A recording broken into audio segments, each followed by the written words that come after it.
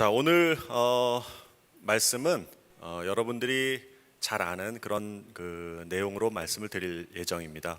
오병이어의 기적이라고 잘 알고 계시죠? 예수님의 그 기적 중에서 굉장히 큰 기적 사건입니다. 이렇게 많은 그 성경학자들이 이 오병이어의 어떤 그 기적을 굉장히 큰 의미를 두고 있습니다. 그리고 우리가 성경을 읽을 때도 정말 저런 기적이 일어났을까 하는 의구심이 들지만 또 한편으로는 그 기적이 주는 영적인 의미가 굉장히 많기 때문에 많이 응용이 되고 나 자신에게도 응용이 되는 그런 내용인 것 같습니다. 이 본문 말씀을 한국어로밖에 준비를 못했어요. 통역하시는 분이 아마 그 통역을 해주실 겁니다. 우리 그 학생들 이거 읽으면서 한번 큰 소리로 같이 한번 읽도록 할게요. 한국어로 되시는 분은 같이 읽도록 하겠습니다. 시작. 2일 후에 예수께서 갈릴리 바다 건너편으로 가셨습니다. 그러나 환자들에게 표적을 베푸시는 것을 본 많은 무리가 예수를 따랐습니다. 예수께서는 산에 올라가서 제자들과 함께 앉으셨습니다. 예수께서 눈을 들어 많은 사람이 자기에게로 몰려오는 것을 보시고 빌립에게 말씀하셨습니다. 우리가 어디에서 떡을 사서 이 사람을 먹이겠느냐? 예수께서는 빌립이 어떻게 하시나 보시려고 이렇게 질문하신 것일 뿐 사실 자기가 하실 일을 미리 알고 계셨습니다. 빌립이 예수께 대답했습니다. 한 사람당 조금씩만 먹는다고 해도 200데나리온의 떡으로도 모자랄 것입니다. 제자들 중 시몬 베드로의 동생인 안드레가 말했습니다. 여기 한 소년이 보리떡 5개와 물고기 2마리를 가지고 있습니다. 그러나 이렇게 많은 사람들이 그게 얼마나 소용이 되겠습니까? 예수께서 말씀하셨습니다. 사람들을 모두 앉히라. 그곳은 넓은 풀밭이었는데 남자들이 둘러앉으니 5,000명쯤 됐습니다. 예수께서는 떡을 들고 감사기도를 드리신 후 앉아있는 사람들에게 원하는 만큼씩 나눠주셨습니다. 물고기를 가지고도 똑같이 하셨습니다. 그들이 모두 배불리 먹은 뒤에 예수께서 제자들에게 말씀하셨습니다. 남은 것은 하나도 버리지 말고 모아두라. 그리하여 그들이 남은 것을 모아보니 보리떡 5개로 먹고 남은 것이 12바구니에 가득 찼습니다. 사람들은 예수께서 행하신 표적을 보고 말했습니다. 이분은 이 세상에 오신다던 그 예언자가 틀림없다. 예수께서는 그들이 와서 강제로 자기를 왕 삼으려 한다는 것을 아시고 혼자서 다시 산으로 올라가셨습니다. 지금 읽으신 그 말씀이 사실은 뭐 더 특별하게 우리가 해석하지 않아도 이해할 수 있을 만큼 잘 설명이 되어 있습니다. 여러분 그 십시일반이라고 하는 그 한자성어 아십니까? 여기 다 중화권에 계시니까 아마 이게 무슨 의미인지는 알 거예요. 우리 학생들 이거 뭔지 알 수 있을 것 같아요? 처음 본 것 같아요? 저게 무슨 뜻이냐면 10개의 숟가락이 하나의 밥을 만든다 이런 의미예요. 그러니까 우리가 10명이서 밥을 먹으려고 준비를 했는데 누가 손님이 한 명이 왔어요. 그러면 밥통에 밥이 없어요. 그래도 우리가 한 숟가락씩 떠서 밥을 하나 만들면 10명에 먹을 것으로 11명을 먹을 수 있다는 그런 의미입니다. 이게 우리 선조들이 그동안에 이렇게 나누고 베풀고 손님이 왔을 때 그냥 두지 않고 또 가난한 사람에게 그냥 두지 않고 내 것을 나눠주는 그런 아주 귀한 그 나눔의 의미가 있는 그런 말인 것 같아요. 그러면 이 오병이어라고 하는 것은 무슨 의미일까요? 지금 우리가 본문을 읽었듯이 5개의 떡 덩어리와 2마리의 물고기라는 의미입니다. 이거는 우리가 지금 본문에서 읽은 이 본문의 내용을 한자성어로 만든 거예요. 지금 여기 보면 무리가 굉장히 많이 있죠. 그러니까 오병이어를 우리가 이해하기 위해서는 사실은 그 어떤 기적의 사건 하나만을 가지고 볼 것이 아니라 5장부터 계속 이어지는 그 일련의 사건들을 다 이해를 해야지 전체적인 의미를 파악할 수가 있어요. 왜 예수님에게 이렇게 많은 사람들이 왔을까요? 근데 5장에서 보면은 무슨 일이 있냐면 38년 된 병자를 고치는 사건이 있어요. 그러니까 38년 된 병자가 어떤 상황인지 아시죠? 38년 동안 베데스다 목가에 가서 그 앉아가지고 물이 동할 때를 기다리고 있는 그런 상황인데 그 38년 된 병자를 이렇게 세웠단 말이에요. 말이 38년이지 38년 동안 누워 있다고 생각해 보세요. 우리 학생들은 겨우 이제 17년 살았는데 지금 17년 산 것보다 20년이나 더 오랫동안 자리를 누워 있어야 되는 그런 병에 걸렸다고 해보세요. 그러니까 많은 사람들이 그런 광경을 봤을 것이고 그 환자가 어떤 거라는 걸 알 수 있을 텐데 예수님께서 그 환자를 고치시는 그런 놀라운 기적을 베풀어요. 그러니까 사람들이 보고 아, 이분이 메시아구나, 이분이 메시아구나. 그럼 나의 병도 고칠 수 있겠구나, 우리 아이 병도 고칠 수 있겠구나. 아니면 또 더 나가서 뭐 여러 가지 그런 어떤 요구 사항들이 있었을 겁니다. 그래서 예수님을 쫓아가서 그 말씀을 듣고 또 기적을 체험하고 싶어서 이렇게 많이 왔을 거예요. 자, 그런데 문제는 이렇게 많은 사람들이 약 5천 명 왔다고 하는데, 그럼 이제 남자와 여자 아이들까지 한 15,000명 정도 되는 그런 많은 그 무리들이 왔어요. 문제는 저녁이 돼가지고 배가 고픈 거예요. 여러분들 지금 배고프시죠? 한 끼를 안 먹어도 굉장히 배가 고픈데 그 당시에 먹을 것이 그렇게 많지 않았을 텐데 아마 예수님 쫓아다니느라고 많이 허기가 졌을 거예요. 그 예수님은 그렇게 배고파하는 무리들을 보고 긍휼한 마음으로 뭔가를 먹이고 싶으셨어요. 근데 제자들을 이렇게 보니까 뭐 딱히 먹을 게 없는 것 같은 그런 상황이었던 것 같아요. 아마 우리 여기도 지금 배고파서 뭘 내놓으라고 하면 뭐 사탕 몇 조각 정도밖에 아마 없을 거예요.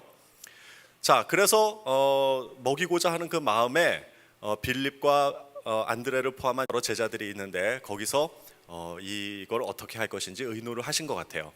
그때 빌립은 뭐라고 대답을 했죠? 빌립아, 야, 이 많은 사람들을 먹여야 되는데 어떡하지? 그랬더니 빌립이 나온 반응이 뭘까요? 15,000명이면 우리 그 석세스 아카데미에 한번 가보셨죠? 저는 정말 놀랐어요. 정말 끝이 보이지 않는 그 사람들이 있었는데 그게 한 2만 명 정도 된다고 그러더라고요. 그러니까 지금 여기에 모여 있는 게 석세스 아카데미 하는 그 규모 정도 되는 거라고 볼 수 있어요. 그런데 그때는 자리도 없었고 마이크도 없었는데 어떻게 뒤에 있는 사람이 그걸 들었을지 저는 참 그게 궁금했어요. 뭐 어쨌든 자, 이렇게 많은 사람들에게 어떻게 밥을 먹일 수 있을까 빌립에게 물었더니 빌립이 하는 말이, 예수님, 이 많은 사람들 먹이려면 200데나리온 가지고도 모자랄 겁니다. 200데나리온이라고 하는 것은 지금으로 가치로 말하면 200일치의 돈이니까, 200일치의 노동의 대가니까 2천만 원에서 3천만 원 정도 되는 돈이에요. 그 많은 사람 먹이려면 2, 3천은 있어야 됩니다. 이렇게 말을 한 거예요. 그런데 예수님의 의도는 뭐였냐면 빌립에게 물어본 의도는 예수님께서 뭘 할지는 알고 계셨지만 빌립이 어떻게 반응하나 본다고 그렇게 물어보셨어요. 아마도 이 내용을 봤을 때, 이 구절을 봤을 때 거기에서 빌립의 어떤 그 성격이라든가 이런 걸 좀 알 수 있었던 것 같아요. 빌립은 세례 요한의 제자였어요. 세례 요한의 제자였는데 그것을 통해서 우리가 알 수 있는 것은 종교성이 있었고 메시아를 기다리고 있는 그런 마음이 있었을 거예요. 그래서 세례 요한이 예수님이 오신다는 것을 메시지를 전하고 실제로 예수님이 오신 것을 이야기했을 때 몇몇 제자들이 예수님께로 갔던 그 중에 한 명의 제자입니다. 그만큼 사실은 빌립은 신앙심이 있었던 사람이에요. 그런데 이 문장으로 봤을 때 빌립은 아마도 현실적이고 계산적이고 굉장히 자기의 어떤 플랜대로 움직이지 않으면 잘 그것들을 해결해 나가지 못하는 그런 사람이었던 것 같아요. 그 마치 저를 바라보는 것 같았습니다. 제가 대학에서 전공을 수학을 해서 그런지 몰라도 저는 뭔가를 일을 처리할 때 뭔가 확실하게 이렇게 되지 않는 것, 뭔가 계산이 확실하게 되고 플랜이 계획이 되지 않으면 잘 움직이지 않으려고 하는 경향이 있었어요. 그래서 이걸 읽을 때마다 마치 저를 이렇게 투영해서 바라보는 것 같은 그런 느낌이었습니다.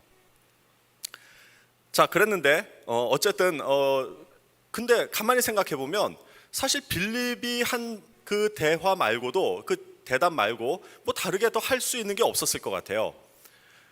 굉장히 어떻게 보면은 정상적인 그런 대답을 한 거예요. 그러나 예수님은 의도하고 계신 거죠. 이 일로 우리 빌립을 좀 교육을 해야 되겠구나, 이렇게 생각을 하신 것 같아요. 그때 이제 짜잔 하고 등장하는 인물이 안드레입니다. 안드레.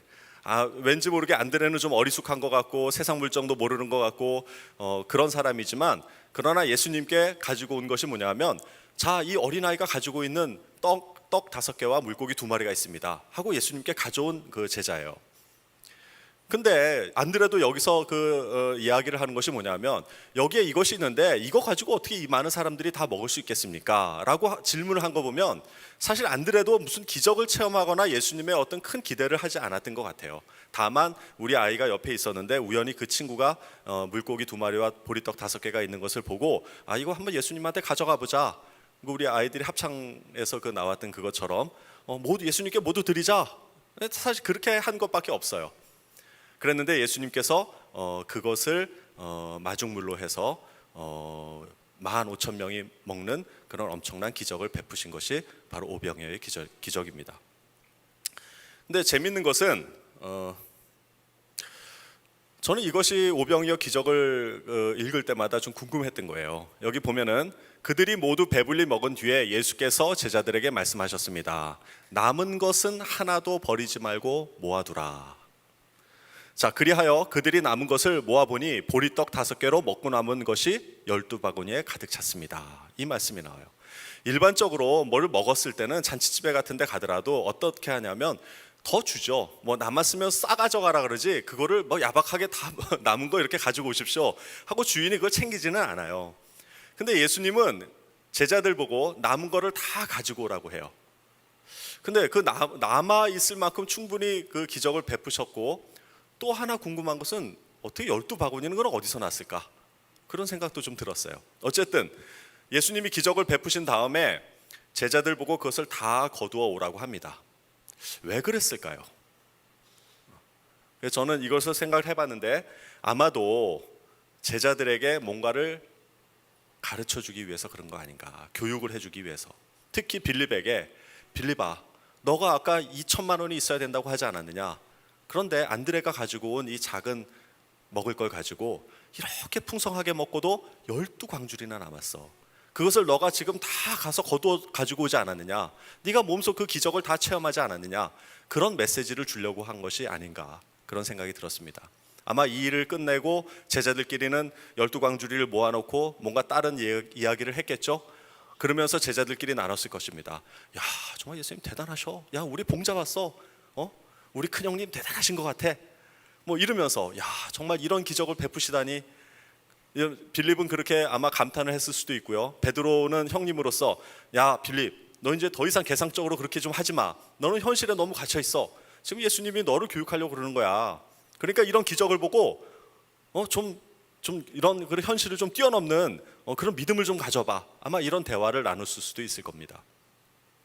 자, 이 예수님께서 12광주리를 거두어 놓고 하신 것이 어떤 것인지 모르지만 제가 이걸 상상을 한번 해본 것입니다. 자, 이 그림에서처럼 많은 무리들 앞에서 제자들은 분명히 그 기적을 체험을 했어요. 뿐만 아니라 15,000명이 그것을 다 체험하고 목도를 했습니다. 여러분 이거를 한번 주의 깊게 보시기 바랍니다.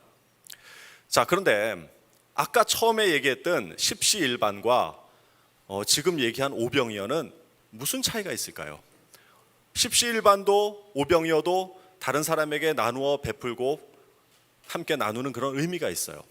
근데 여기서 중요한 것이 뭐냐면 십시일반에는 하나님이 없이도 가능한 기적이에요.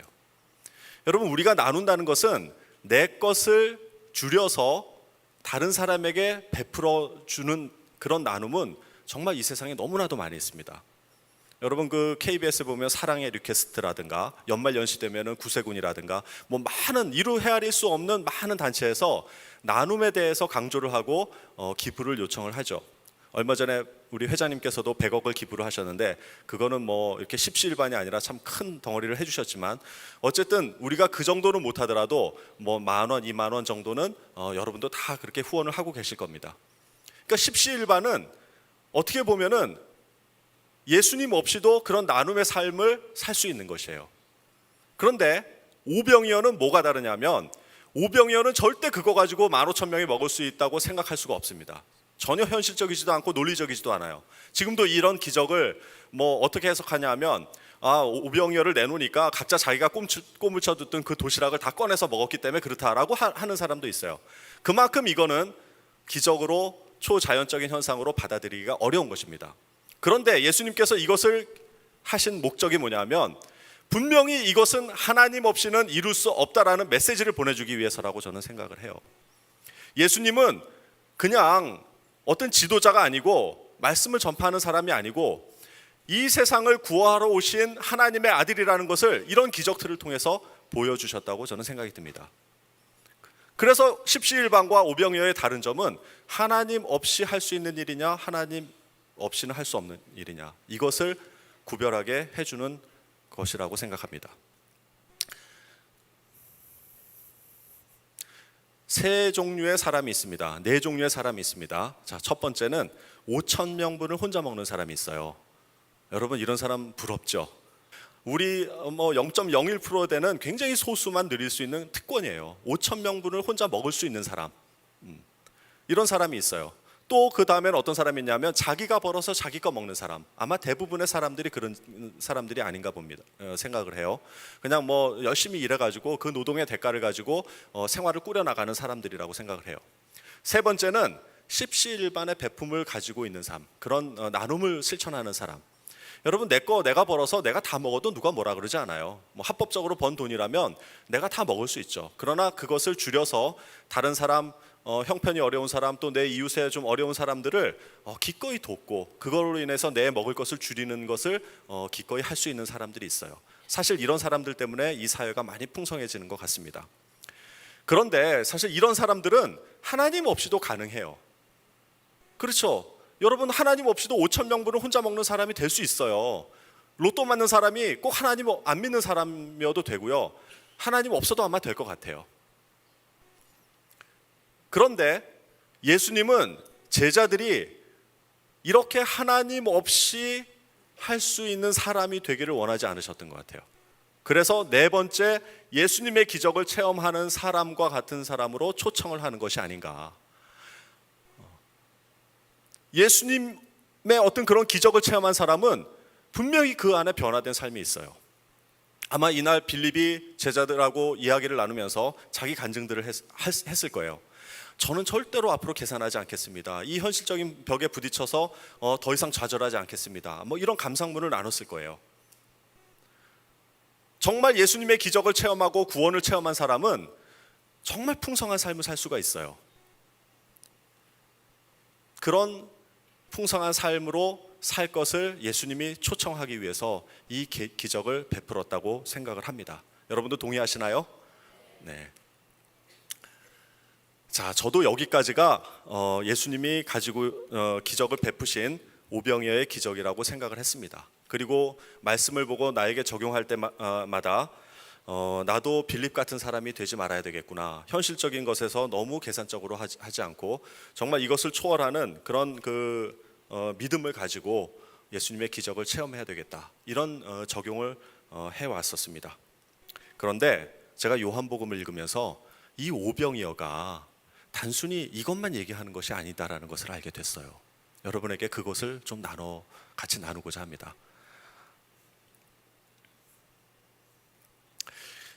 요한복음에 나와 있는 지금 우리 본문 말씀 말고 마태, 마가, 누가복음에도 동일하게 이 기록이 있어요. 오병이어 혹은 다른 데는 물고기와 빵의 개수가 조금 다르긴 하지만 이 기적이 실려 있는 것을 알 수가 있습니다. 근데 이 요한이 기록한 것을 좀 가만히 보면은 굉장히 재밌는데요. 요한복음의 이 6장은 71절까지 있어요. 71장이 아니라 71절까지 있는데 신약 성경 치고는 굉장히 길어요. 그래서 제가 이거를 읽을 때마다 왜 이렇게 길게 했을까? 이거를 오병이어 기적은 5장으로 하고 그 뒤에 나오는 말은 6장으로 좀 자르면 뭔가 구분도 되고 이렇게 좀 읽기가 더 편할 텐데 그런 생각을 했었던 것 같아요. 그런데 나중에 읽어보고는 이거는 절대로 6장을 아무리 길어도 나눌 수 없는 거구나라는 것을 알게 됐습니다. 자, 6장을 제가 간단하게 정리를 해보도록 하겠습니다. 자, 5장에서는 38년 된 병자를 고치는 사건이 일어나요. 그래서 아까와 같이 많은 무리가 예수를 쫓게 됐죠. 자, 그 많은 무리를 먹이려고 오병이어 기적을 일으켰습니다. 자, 이런 기적을 보니까 사람들이 더 기적에 이게 정말 대단하구나. 이 사람 쫓아다니면 최소한 굶어 죽지는 않겠구나. 이런 생각을 했을 거예요. 그래서 더 많은 사람들이 왕으로 삼으려고 하고 예수님에게 열광해서 막 쫓아갔는데 예수님은 그 자리를 피해서 바다 건너 한적한 곳으로 가셨어요. 그랬는데도 밤새 예수님을 쫓아가지고 열광하면서 갔던 것 같아요. 자, 그때 무리에게 설교를 하십니다. 저는 이 설교를 통해서 정말 오병이어의 기적이 이것을 의미하는구나, 이걸 알게 됐어요. 그 설교가 좀 길지만 간단하게 요약을 해서 한번 읽어보도록 하겠습니다. 오병이어 기적 이후에 나와 있는 그 말씀이에요. 무리들이 예수를 쫓아 바다 건너편에서 그분을 뵙고는 랍비여, 언제 여기로 오셨습니까? 예수께서 대답하셨다. 너희가 나를 찾아온 것은 내가 하는 일에서 하나님을 보았기 때문이 아니라 내가 너희를 값없이 배부르게 해주었기 때문이다. 자, 많은 무리들이 나를 쫓아왔는데 나는 도망을 가는데 계속 와가지고 언제 여기에 오셨습니까? 할 만큼 막 적극적으로 온 거예요. 막 사진 인기가 있었으면 아마 셀카도 찍고 막 그랬겠죠? 그랬는데 예수님이 그때 정말 사람이라면 그 상황에서 정말 왕 삼으려고 하는 그걸 보면서 우쭐하지 않는 사람이 어디 있겠어요? 근데 예수님께서 무리들의 마음을 보시고 이렇게 얘기를 하십니다. 너희가 나를 찾아온 것은 내가 하는 일에서 하나님을 보았기 때문이 아니라 내가 너희를 값없이 배부르게 해주었기 때문이다 라고 얘기를 하셔요. 무리들이 쫓아온 이유에 대해서 전곡을 찌르신 거예요. 그러니까 무리들이 할 말이 없는 거죠. 사실은 또 무리들은 그것만 해줘도 좋았어요. 먹고 살기가 힘든데 이 기적을 베풀어서 매일 이런 오병이어의 기적이 일어난다면 정말 예수님 쫓아다녀도 좋지 않겠어요? 평생을 나도 쫓아다닐 것 같아요. 먹는 것만 해결된다면. 그런 마음으로 온 사람들이에요. 그러니까 예수님은 그런데 그걸 보고서 이렇게 하면 안 되겠구나, 내가 온 목적을 이 백성들이 모르는구나. 그리고 그 목적에 대해서 얘기를 해주셔요. 너희는 썩어 없어질 음식을 얻으려고 힘을 허비하지 말고 인자가 주는 영원한 생명을 살리는 음식을 위하여 일하여라. 자, 이제부터 예수님의 오신 목적을 얘기하셔요. 그러면서 하나님께서 보내신 이에게 너희의 삶을 걸어라 라고 얘기를 하셔요. 그러니까 하나님께서 보내신 이라는 건 누구예요? 본인 자신을 얘기하시는 거죠. 그러니까 지금 많은 사람들이 지금 떡고물 때문에 와서 계속 기적을 베풀어 달라고 얘기를 하고 있고 병 고쳐 달라고 하는데 그때 하신 말씀이 바로 이 말씀이에요. 너희가 값없이 떡 주는 거에만 매달리지 말고 하나님께서 보내신 이에게 너희의 삶을 걸으라라고 얘기를 하신 거예요. 자, 계속 보세요. 내가 너희에게 중요하고 참된 진리를 말해주겠다. 누구든지 나를 믿는 사람은 참된 생명, 영원한 생명을 얻는다. 나는 생명의 떡이다. 떡을 비유해서 자기를 말씀하신 거예요. 나를 먹는 자는 영원히 배고프지 않겠다라는 거죠. 너희 조상들은 광야에서 만나라는 떡을 먹고도 죽었다. 그러나 지금 여기에 너희와 함께 있는 떡은 정말로 하늘에서 내려온 떡이다. 누구든지 이 떡을 먹는 사람은 결코 죽지 않을 것이다. 나는 하늘에서 내려온 떡, 생명의 떡이다. 내가 세상에 줄 떡, 세상으로 하여금 먹고 살게 할 떡은 나 자신, 곧 내 살과 피다. 이런 얘기를 하시는 거예요. 왜냐하면 백성들이 배고파가지고 먹을 것을 계속 구하니까 계속 기적을 베풀어 주십시오, 계속 기적을 베풀어 주십시오 하니까 영원한 생명의 떡이 나에게 있다라고 말씀하시는 거예요. 자, 이 얘기를 하시니까 무리들이 멘붕이 온 겁니다. 자, 한번 보세요. 뭐라고 기록되어 있나? 제자들 가운데 많은 사람들이 이 말을 듣고 말했다. 이 가르침은 너무 어려워서 받아들이기가 힘들다. 예수께서 제자들이 이 말씀을 두고 힘들어하는 것을 아시고 말씀하셨다. 내 말이 그렇게 혼란스러우냐? 성령님만이 생명을 만들어낼 수 있다. 육신의 근육과 의지력으로는 아무것도 일어나게 할 수 없다. 내가 너희에게 전하는 모든 말은 성령의 말이며 생명을 만들어내는 말이다. 여러분, 너무 무리들이 그걸 힘들어했어요. 그냥 먹을 것만 주면 되는데 어떻게 보면 정말 많은 사람들은 먹고 사는 문제만 해결해주면 아무 생각이 없는 사람들이 많아요. 그런데 예수님이 그 마음에 영적인 묻어있는 육적으로만 사는 그 무리들에게 생명의 말씀이 무엇인지를 찔러 넣은 거예요. 그런데 그거를 이 육신의 삶을 사는 사람은 그걸 받아들일 수가 없는 거예요. 이 일 후에 제자들 가운데 많은 사람들이 떠나갔다. 여러분, 이 오병이어의 기적이 일어난 지 하루도 안 된 시간이에요. 정말 열광같이 예수님을 쫓아가서 막 셀카 찍으려고 그러고 V자 하고 막 그러고 있는데 예수님이 이 한마디 했다고 도저히 이해 못하겠다 하고 다 떠났어요. 속으로는 무슨 생각했을까요? 아, 이제는 기적이 없겠구나. 이제는 더 이상 여기에 떡고물이 없겠구나. 예수님 쫓아가다가는 이제 더 이상 배고파가지고 못 살겠구나. 이런 생각을 했을 거예요. 그래서 대부분 다 떠나갔습니다. 심지어는 그들은 더 이상 그분과 관련되기를 원치 않았다.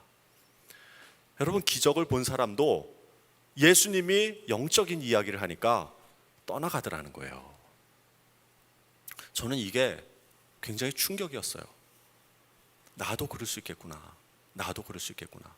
내가 예수님을 쫓는 것이 내가 먹고 사는 삶을 해결하기 위해서, 때로는 내가 뭔가를 불가능한 것을 이루기 위해서, 대학을 가기 위해서, 사업이 잘 되기 위해서, 혹은 내 자녀의 아픈 병을 낫게 하기 위해서 이렇게 한 거 아닌가. 그것을 추구하고 가다가 그것이 아니다라고 생각했을 때 그럼 나도 예수님을 떠날 수 있겠구나. 더 이상 기적이 없을 때 나도 예수님을 떠날 수 있겠구나 하는 생각이 들었어요. 많은 무리들이 그렇게 했기 때문에. 나도 사람이에요. 여러분도 그렇지 않겠습니까? 여러분이 예수님 처음 만나게 됐던 그 기대감은 뭐가 있을까요? 혹시 정말 예수님 믿고 하나님 믿으면 우리 좀 생활비가 좀 올라가지 않을까? 장사가 좀 잘 되지 않을까? 이런 기대감 없었습니까? 우리에게는 모두 다 그런 기대가 있었을 거예요. 우리 학생들은 더더군다나 있겠죠.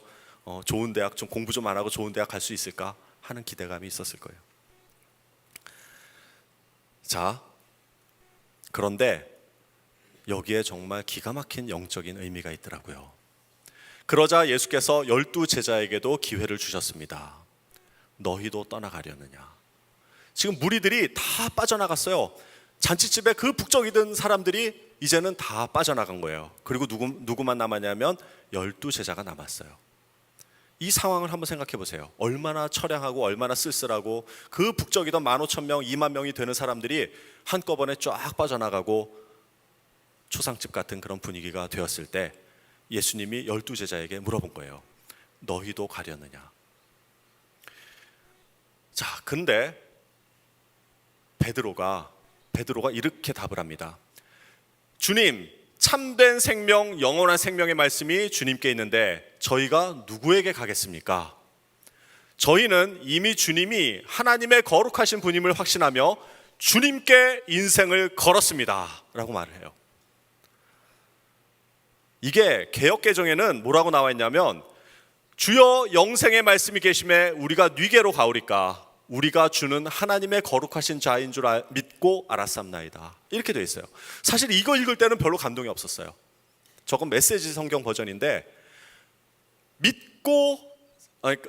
우리가 주는 하나님의 거룩하신 자신 줄 믿고 알았습니다. 이게 뭔가 마음에 안 왔었어요. 근데 제가 메시지를 읽는데 거기에 뭐라고 표현되어 있냐면, 저희는 이미 주님이 하나님의 거룩하신 분임을 확신하며 주님께 인생을 걸었습니다 라고 표현되어 있는 거예요. 그렇구나. 제자들은 역시 달랐구나. 왜 제자들이 나중에 그렇게 헌신된 삶을 살고 기적을 베풀었는지 여기에 해답이 있었던 거예요. 많은 사람들은 기적을 보고 변화될 것 같았지만 사실은 기적을 통해서 변화되는 사람은 거의 없습니다. 기적을 통해서 하나님을 믿게 되고 예수님을 믿게 된다고 하더라도 그 사람들은 계속 기적을 베풀어 달라고 할 거예요. 계속 기적을 베풀어 달라고 할 거예요. 그렇게 되지 않겠습니까? 여러분, 만약에 하나님한테 기도를 드리고 로또를 샀어요. 그런데 1등 당첨이 됐어요. 그거 다 쓰고 탕진했어요. 그럼 그 사람이 할 수 있는 유일한 방법은 또 뭐가 있을까요? 또 기도하고 로또 사야 되겠죠. 그렇죠? 그 사람이 그거 쓰고서 로또 맞았다고 해서 모든 거 기부하면서 내가 하나님 말씀을 배우겠습니다, 정말 내가 변화됐습니다, 정말 내가 이렇게 죄인인지 몰랐습니다 하고 변화된 삶을 살 수 있겠습니까? 그렇지 않다라는 거예요. 예수님은 그걸 아셨던 거예요. 그래서 많은 사람들이 떠나갈 줄 알면서도 무슨 얘기를 하셨냐면, 생명의 떡이 무엇인지, 영생을 얻는 방법이 무엇인지를 얘기하신 거예요. 제자들은 그것을 알았던 겁니다. 베드로가 지금 여기에 어떤 표현을 했냐면, 나는 이렇게 표현하지 않았어요. 나는 이미 이렇게 된 것을 알았습니다. 그게 아니고 저희는 이렇게 표현되어 있어요. 물론 영어나 다른 버전은 어떤지는 모르겠지만 저는 이것이 주는 의미가 있다고 생각을 해요. 저희라고 하는 것은 베드로는 수제자였어요. 그 나머지 제자들까지 다 대표해서 얘기를 했던 것 같아요.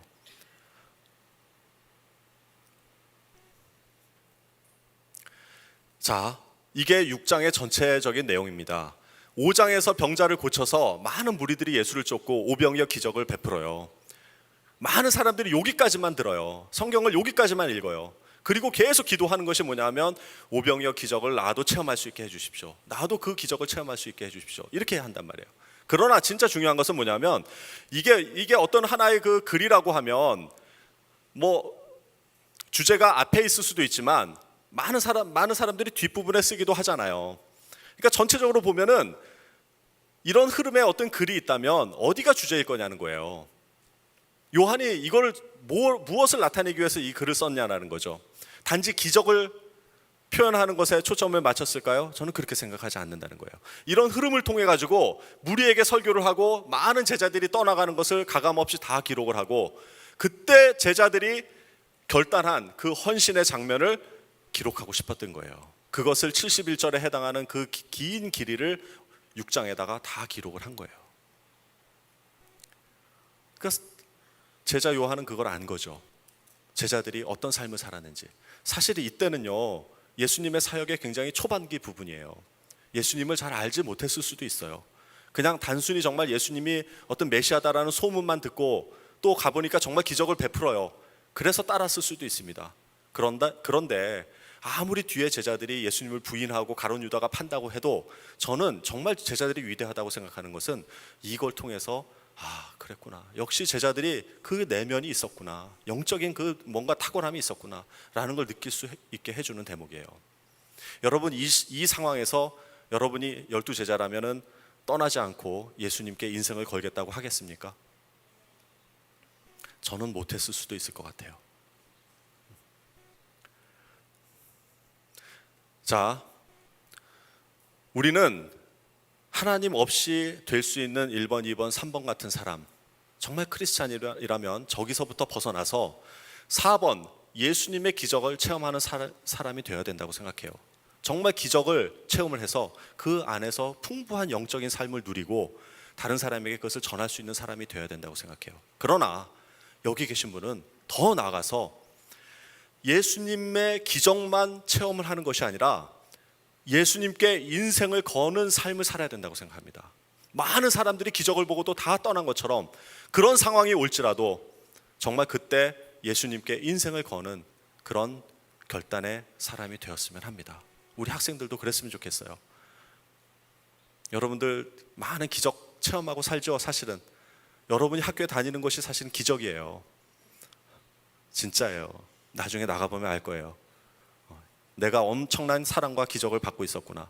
그러나 거기서만 멈추지 마세요. 여러분의 삶을 결단하세요. 여러분의 삶을 여기서 결단하지 않으면 나중에 떠날 수도 있어요. 계속 그런 기적만 추구할 수 있습니다. 자, 말씀을 마치려고 합니다. 예수님께서 이 말씀하신 걸 다시 한번 봤으면 좋겠어요. 너희도 떠나가려느냐 할 때 베드로가 이런 고백을 하죠. 주님, 참된 생명, 영원한 생명의 말씀이 주님께 있는데 저희가 누구에게 가겠습니까? 저희는 이미 주님이 하나님의 거룩하신 분임을 확신하며 주님께 인생을 걸겠습니다. 이렇게 무미건조하게 얘기했을까요? 아니겠죠. 자, 지금 여러분들이 마지막으로 이 상황이라고 해보세요. 많은 무리들이 다 빠져나갔잖아요. 지금 공교롭게도. 물론 이 상황은 조금 다르지만 어쨌든 우리가 2박 3일, 3박 4일 많은 사람들 가운데 있었어요. 근데 그 사람들이 다 빠져나가고 여러분들만 남았어요. 여러분들이 12제자라고 한번 해봅시다. 그리고 예수님이 지금 그 썰렁한 분위기에서 여러분도 가겠습니까? 너희들도 가겠니? 라고 얘기를 했다고 해봐요. 그때 여러분이 정말 진심으로 어떤 마음으로 이걸 고백할 수 있을지 그 마음으로 우리 다 같이 한번 이걸 크게 읽고 마치도록 하겠습니다. 자, 요 파란 글씨 주님부터 읽겠습니다. 제가 예수님의 역할을 하면서 너희들도 떠나가겠느냐라고 하면 여러분들이 이 파란 글씨를 진심으로 한번 외쳐보시기 바랍니다. 자, 너희들도 떠나가겠느냐? 주님, 참된 생명, 영원한 생명의 말씀이 주님께 있는데 저희가 누구에게 가겠습니까? 저희는 이미 주님이 하나님의 거룩하신 분임을 확신하며 주님께 인생을 걸었습니다. 자, 여기 주님께 인생을 걸었습니다. 다시 한번 해봅시다. 자, 시작. 주님께 인생을 걸었습니다. 여러분, 믿는다는 건 진짜 인생을 거는 거예요. 그렇죠? 그냥 믿는다 이렇게 하지 말고 앞으로는 인생을 건다고 한번 그렇게 표현해 보시기 바랍니다. 자, 기도하고 마치도록 하겠습니다. 하나님, 참 우리는 연약하여서 지치고 힘들고 어려운 삶을 살 때 정말 하나님께 무릎 꿇고 기적을 구합니다. 우리 아이를 좀 낳게 해주십시오. 우리 부모님 좀 낳게 해주십시오. 병원에서 사형 선고가 내려졌을 때 우리는 그런 기적을 바랍니다. 죽어가는 우리 부모님을 보면서 우리는 기적을 구하는 그런 기도를 합니다. 때로는 고등학교 3학년 자녀를 두고 정말 우리 아이 좋은 대학에 가게 해주십시오 라고 기도합니다. 내일 먹을 것이 없어서, 정말 내일 먹을 것이 없어서 우리 아이에게 줄 것이 없을 때 주님, 복권이라도 당첨되게 해주십시오 라는 그런 간절한 기도를 드립니다. 연약한 인간이기 때문에 어쩔 수 없습니다. 하나님, 그러나 우리가 이런 기적을 구하고 먹을 것만 구하는 것이 아니라 정말 하나님께서 주시는 그 생명의 떡이 무엇인지를 알고 그 생명의 말씀, 그 생명의 떡을 구할 수 있게 주님 도와주시옵소서. 이 세상만 살고 가는 것이 아닙니다. 영원한 삶이 있는 것을 우리가 고백을 합니다. 그 영원한 삶을 예수 그리스도의 말씀을 통해서 예수 그리스도의 피와 살을 우리가 먹을 수 있도록 간구할 수 있게 도와주시옵소서. 이 오병이어의 기적을 통해서 앞으로는 우리가 우리의 생활과 우리의 현실을 추구하는, 그것을 초월하는 그런 기적을 베푸는 삶이 아니라 정말 내 인생을 주님께 걸 수 있는 그런 귀한 말씀으로 우리 가운데 새겨지게 도와주시옵소서. 예수님 이름으로 기도했습니다. 아멘.